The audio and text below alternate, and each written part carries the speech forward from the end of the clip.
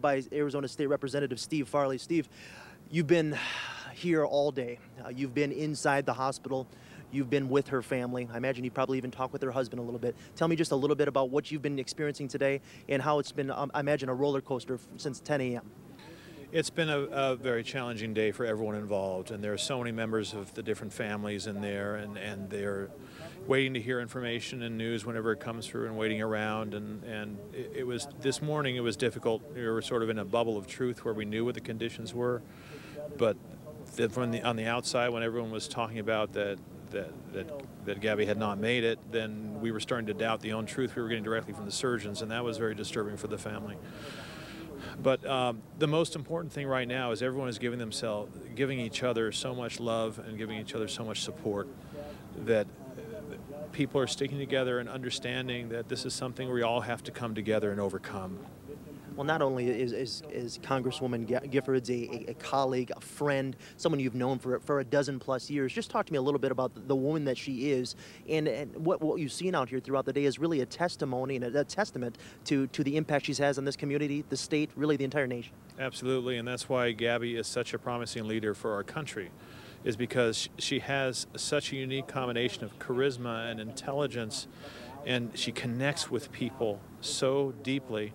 I was telling the people in the vigil that they are her friends, and because they're her friends, they're her family. Because when you're friends with Gabby, you are family, and that's the kind of person she is. And she will come through this. She's also a fighter. In that last campaign, she fought like crazy, and she prevailed, and she's going to prevail here also. I have no doubt. She has that strength. Steve, speaking of the campaign, we all know that it's been a particularly toxic political season. A lot of venom spit and spat about on both sides of the line, so to speak. What's your personal belief and your personal feelings when you see a colleague go through such a terrible and devastating ordeal as Gabby had gone through today? Yourself, you could find yourself in a very similar situation, God forbid, but does it make you think differently? Does it give you a moment of pause? Well, I'll tell you very honestly, my daughters told me this morning with tears in their eyes that they didn't want me in politics anymore because they didn't want this to happen to me. And it's true that when you put yourself in a position like Gabby is in, you become a symbol of something, not necessarily a human being anymore, but a symbol of something people either love or they hate. And that does make you a target.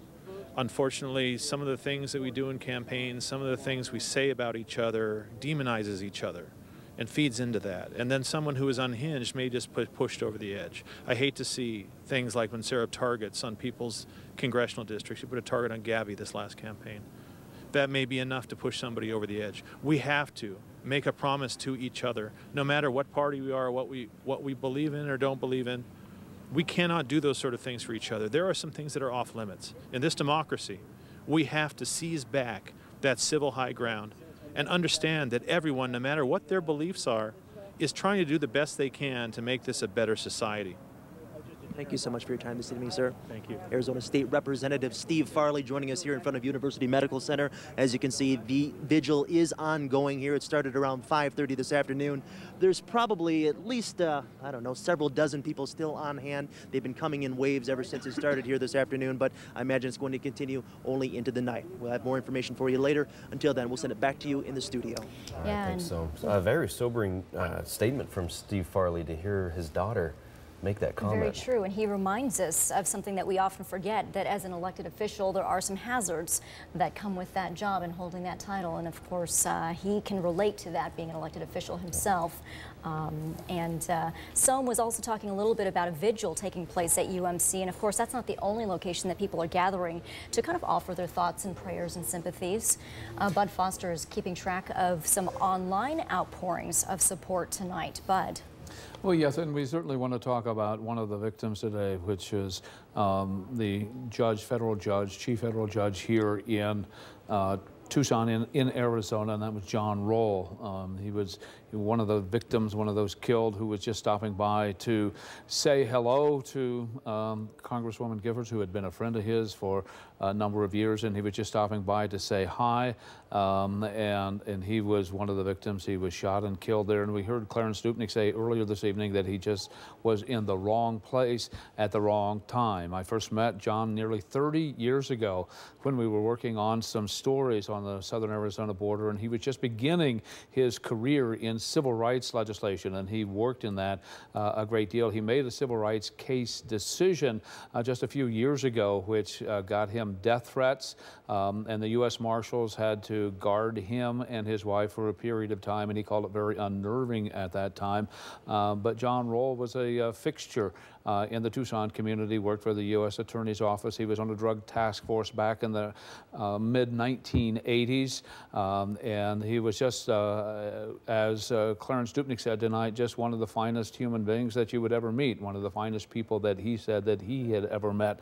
And so we want to keep in mind as we pray for Congresswoman Gabrielle Giffords to recover. We also want to extend our condolences and prayers to the family of Judge John Roll, who died in the shooting today, along with the other victims as well. But John was a practicing attorney here in Tucson for nearly 40 years, so he touched just about every aspect of the legal profession here. He was a prosecutor with the Pima County Attorney's Office, and Barbara LaWall spoke very highly of him earlier this evening. John Roll, as the sheriff said, just happened to be in the wrong place at the wrong time, and certainly we want to extend our condolences to his family. President Obama spoke about him earlier today, and we got some information from the Secretary of Homeland Security, Janet Napolitano, who extended her condolences to the family of John Roll as well. And there, as you can see, the vigils continue. And that is John Roll up there in the left-hand corner of this particular vigil that's being held this evening. And as Teresa pointed out just a few moments ago, that these vigils continue to pop up around southern Arizona as people continue to want to extend their sympathies and release some of the emotion that they feel over this particular event. Dan? Yeah, very true, Bud. This is the vigil taking place at University Medical Center, where Congresswoman Gabrielle Giffords is fighting for her life tonight after going through brain surgery today. And also some of the other victims. At one point, I know there was 10 patients at UMC, and the last report I heard was 5 are still in critical condition. Yes, and all told, with victims at the other hospitals, we're counting 19 people shot and 6 of them confirmed dead. And Bud was mentioning earlier that Judge Roll was tragically in the wrong place at the wrong time, and that place being the Safeway store today at Ina and Oracle at 10 o'clock this morning, as this Congress on Your Corner event was just about to start, sort of the ground zero of where all of this just really started. And I believe Mark Stein is live out there at the scene.